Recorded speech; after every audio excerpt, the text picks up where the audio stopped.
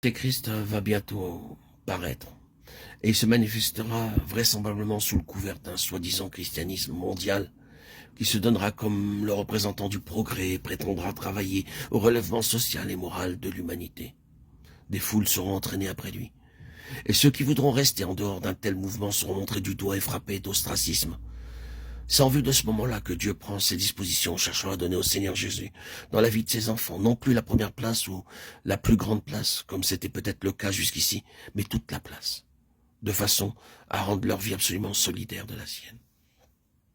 Ils sont nombreux, hélas, ceux qui trouvent leur vie dans le travail, dans les œuvres, dans les mouvements religieux, dans les églises ou les sociétés, dans les entreprises d'une sorte ou d'une autre, dans le voisinage de certaines personnalités ou dans l'intérêt que leur procure un enseignement particulier. Il leur faut l'émulation d'un programme, de quelque chose qui marche, d'une organisation qui leur fait une place dans son sein. Or, l'enseignement même évangélique, suivi pour lui-même, peut finir par décontenancer, nous laisser dans une impasse et se révéler incapable d'alimenter la vie. Le travail, il peut mener à l'épuisement et à d'amères désillusions.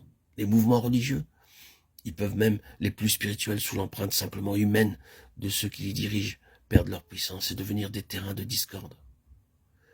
Quant aux éléments concrets de la vie chrétienne, ils sont tous condamnés à décevoir l'un après l'autre.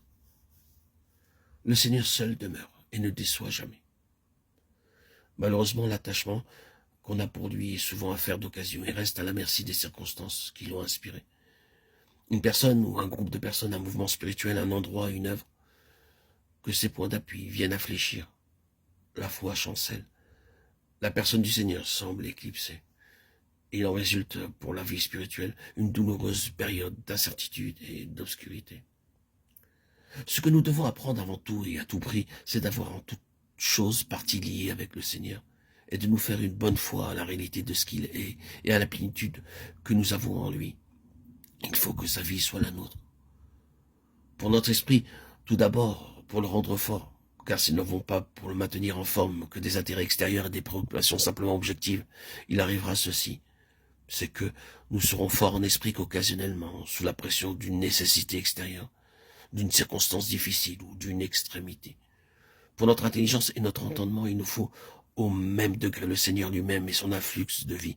Autrement, la vérité restera pour nous quelque chose d'abstrait ou se présentera comme un simple chapelet d'affirmation. Ce dont nous avons besoin, c'est une vérité qui vive et propage la vie. Pour notre corps, enfin, il nous faut sa vie. Nous pouvons être faibles ou forts sur le plan naturel, la question n'est pas là. Elle n'est pas non plus dans un principe de guérison se substituant à l'enseignement de la vérité.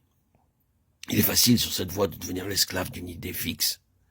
Non, c'est le Seigneur lui-même qui est notre vie.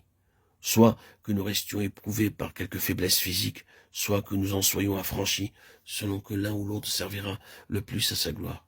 Ce qui importe, ce n'est pas tant notre état naturel que la toute-puissance des ressources divines, grâce auxquelles nous pouvons dominer cet état naturel.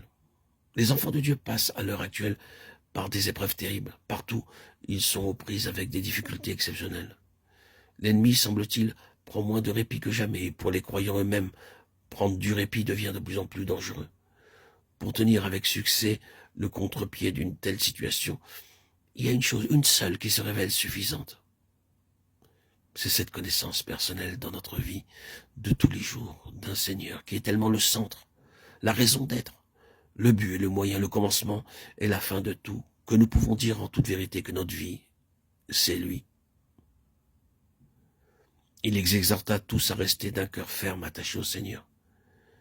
Acte 2, 23. Il n'y a peut-être pas à leur présente de mots d'ordre plus opportuns que cette exhortation de Barnabas aux convertis d'Antioche.